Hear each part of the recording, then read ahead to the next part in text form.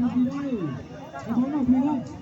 Vàจะพาสิริมาก่อนcái bóng nào? Rất nhẹ nhàng. Thùy đâu?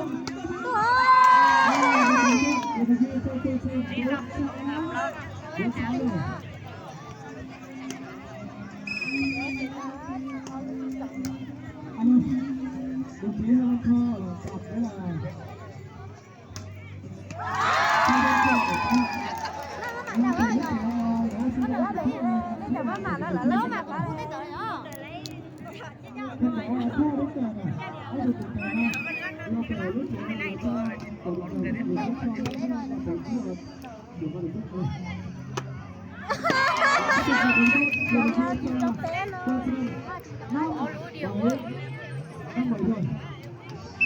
khoảng cách không ngắn chỉ còn 2 điểm thôi. Đã 7 rồi. Làm gì đây? Tôi bóng vẫn còn. Làm gì đâu? Leo con thích đợt to. Tiếp tục này. Có bóng trong. Tôi bóng. Không còn. Tôi là gì này? Có bóng.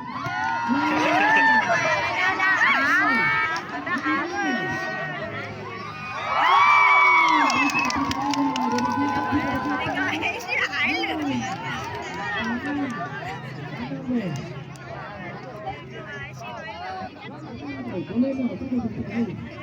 Tiếp tục này, tiếp tục này. Cố lên nào, 8 năm rồi.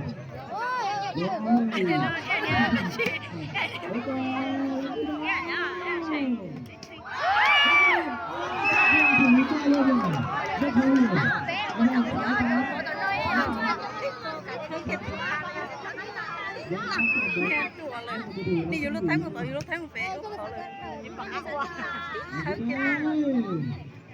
Tôi bóng nào? Giết căng, giết bóng vào. Giết căng. Giết đi.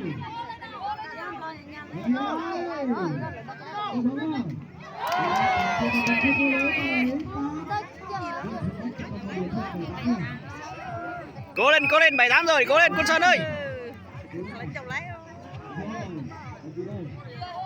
Ôi. Con má mã lên. Để con đến.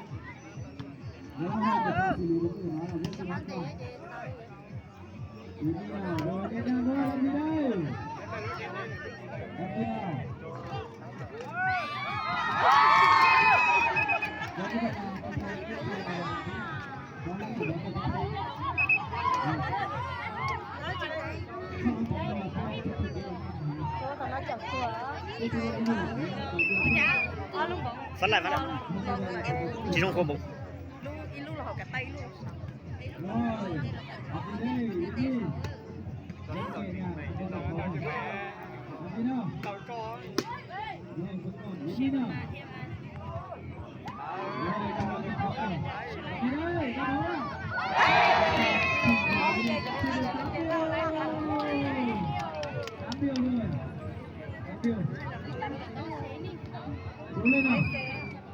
Cố lên nào. Làm gì đây? Lên được điểm 9 không? Làm sao? Tiếp tục làm gì đây? Cắt bóng. Tiếp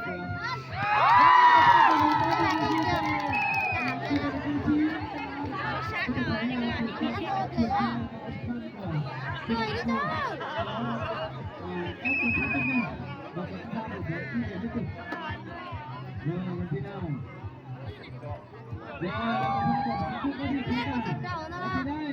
Má mã lên.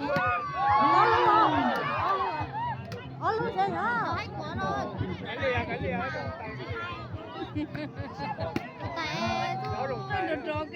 Tại em chia. Nó đã lấy cái này. Nó từng nhau.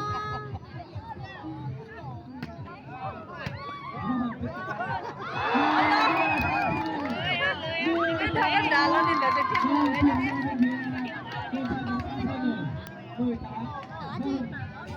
để cho đối thủ trước một tỷ số một không, nhưng với trận thi đấu thì An Thu Tây Cư đã vươn lên với điểm số 18 hơn 2 điểm rồi.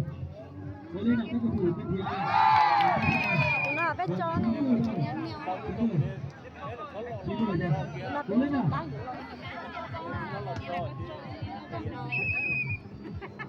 Rồi, làm gì nào? Lên được 10 1-0.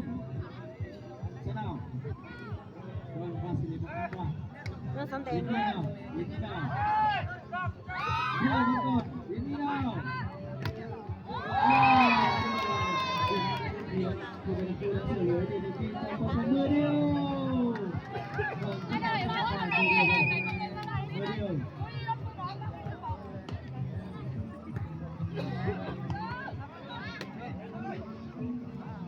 Nổ. Thế chừng cho cả.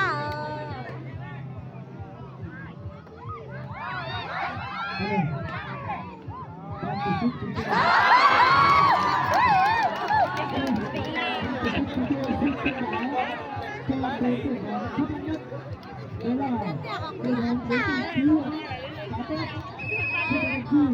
và đội trẻ Quang Sơn với đội bóng xuất sắc nhất thì sau khi kết thúc trận chung kết này xin trân trọng kính mời các vận động viên các đoàn của các đội bóng này chúng ta về bên tay trái của bàn làm việc của chúng tôi có cái nhà ban tổ chức bố trí để cho chúng ta nghỉ ngơi và ăn trưa tối luôn.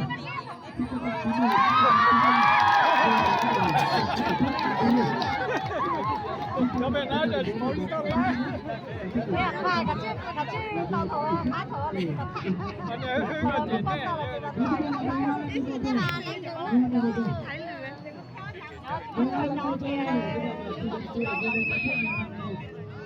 Làm gì đây? Làm gì nào? Nó tận hơn mấy trong đèn. Đến đi, Quỳ Ngân nào?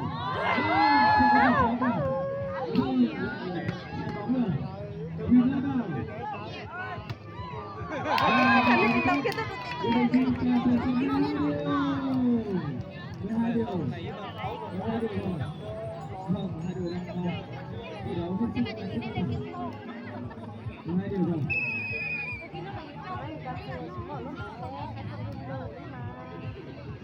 Rồi làm gì nào? Vào bóng căng. Làm gì nào? Thứ nhất. Đây là thành công. Đi được đi cho các bạn xem. Như vậy là cháu này. Sau khi là viên đã kết rồi. 13-12 rồi.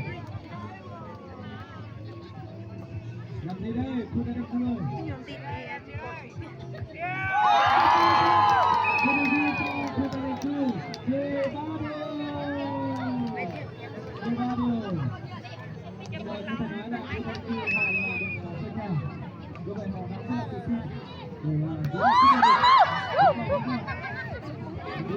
Nico mà xin tốt đi.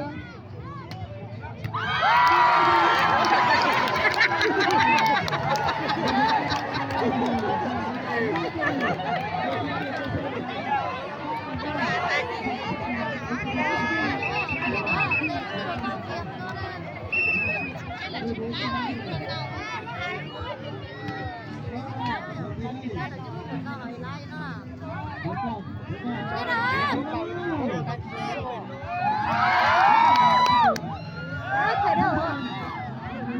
Lâu lù xuống na đến lúc này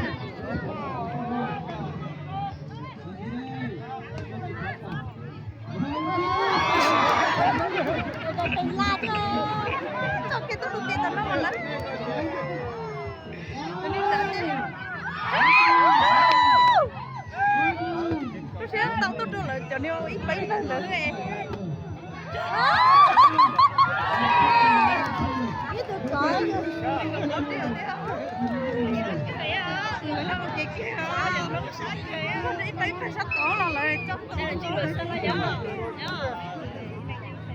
Thì cho sẵn đã chứ kéo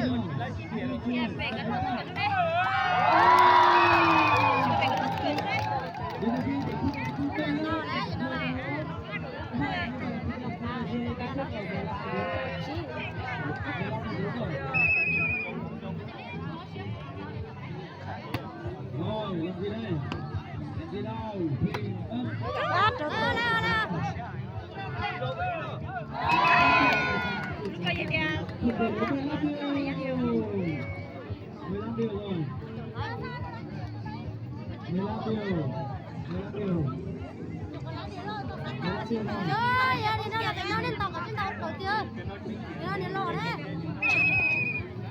Katanya bên không bên lúc ta xin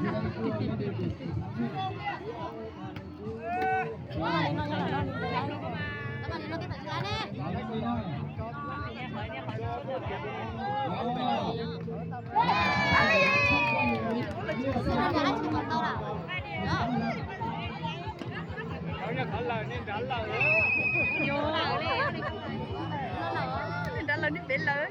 Đó là nước biển lớn trên lá.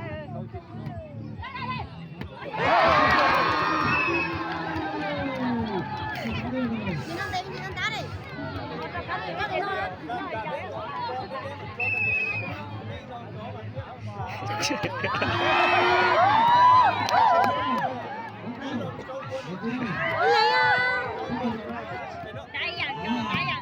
Đâu nó đã té xe lại lúc đầu lại rong á, kia. Sao cho ơi đó.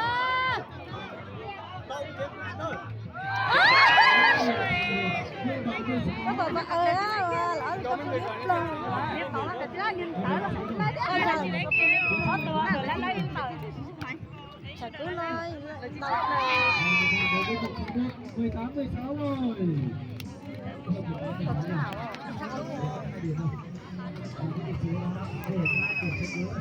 Mà giờ lấy tao mà nó chồng lấy nhiều.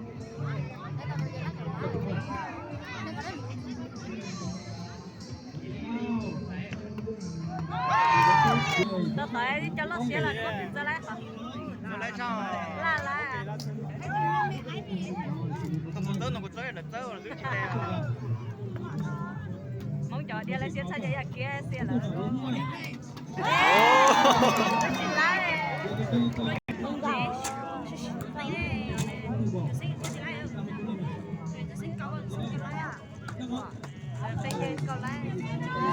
Tao ơi.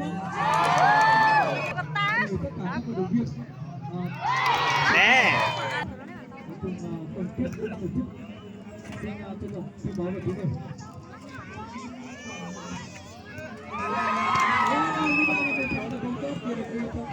Mà trong các từ mà nó chờ nó.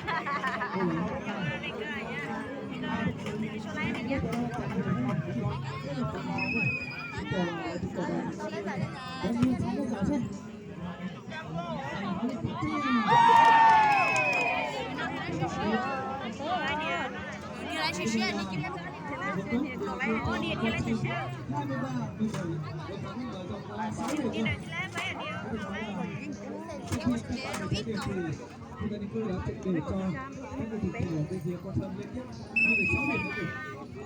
Tay giờ tao tự xử lý. Bây giờ là tao biết xe như ta.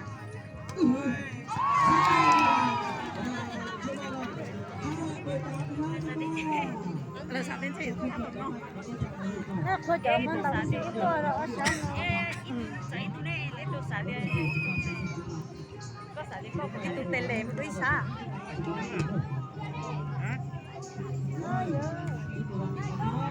Thì tiêu đã lấy à là chỗ ấy. Tiêu đã lấy chỗ ấy rồi.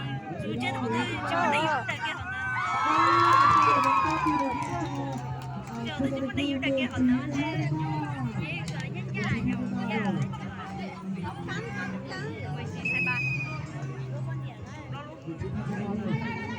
Cái này cậu tao là tư chỉ để quân nhau biết tao ơi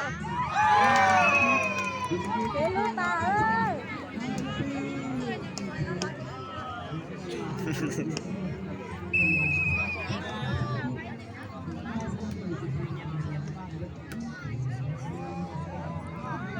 Tao. tao ơi Nhớ rồi sụt chiến ơi. Lọt dây tiền hả? Tao đã được anh boy hello. Nhà sẽ tao xin à. Đi đây. Làm một pha một pha rồi. Con đi đây. tao nói thôi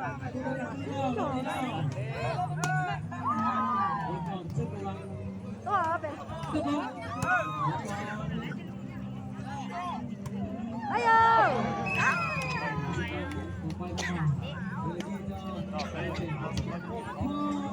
Lấy rồi nó tốt tao nó chỉ chết không muốn tao tiêu.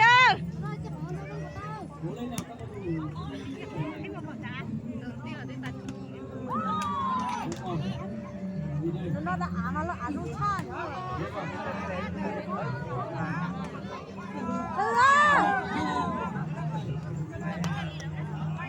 từ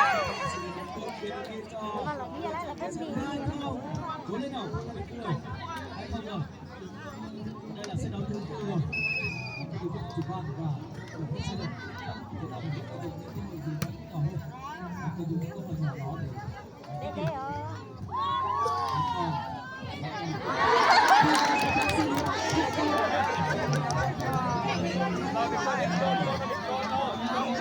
một bao chia sẻ cả từ bao chia sẻ cả từ bao chia sẻ liền cô à dám tôi tiền đã rồi bé hài vào cô cái gì lấy họ đi luôn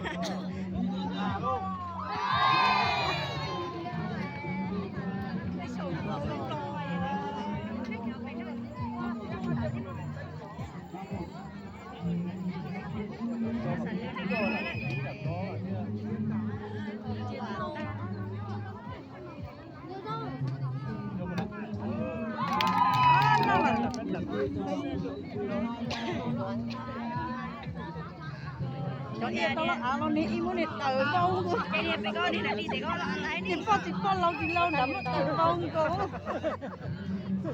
ta cắt từ mới được tuột cô nói cho một xíu xíu đừng đợi lâu từ từ à bị gió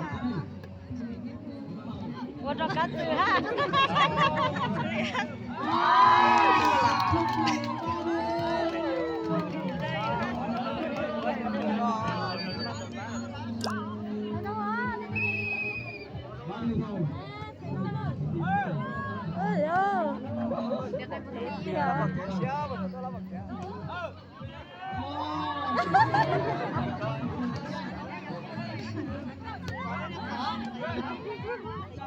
để thở xem nó sẽ cho cắt từ trên lá à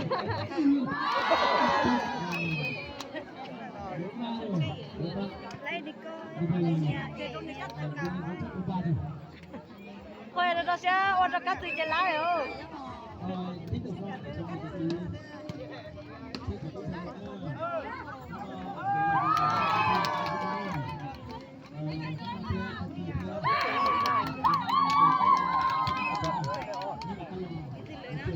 tôi còn nhiều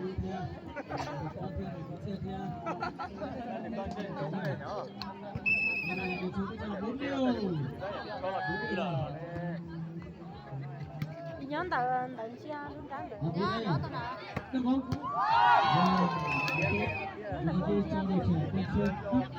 cho nên họ tới xe là tới nên họ lót tới cho nên có tới xe tới đi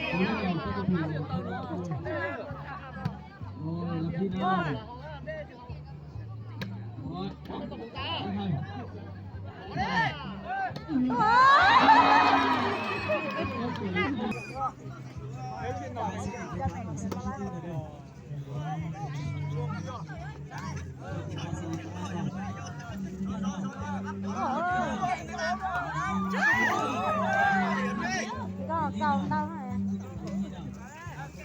Đó là ai đi?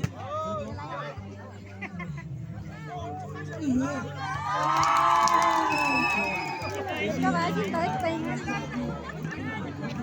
cắt từ gần rồi đi con đi lấy nhé người ta tham rồi là ơi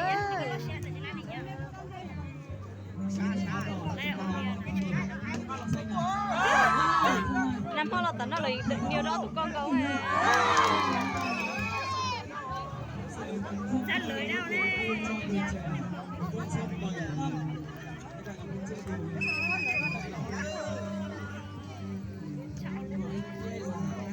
sai sao ơ Đi nào, bỏ rất nhẹ nhàng. Đi đây. Làm thế nào?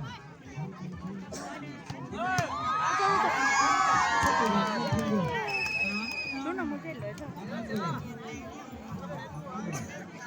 lệ tên mất gì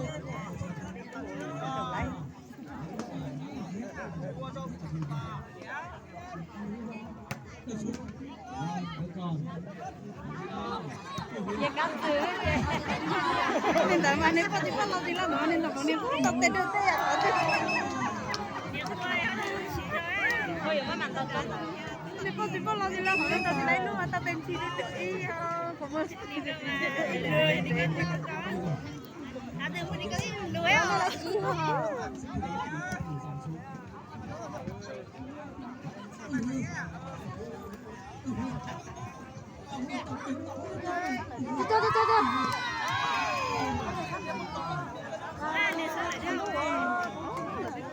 Ui, lục cầu.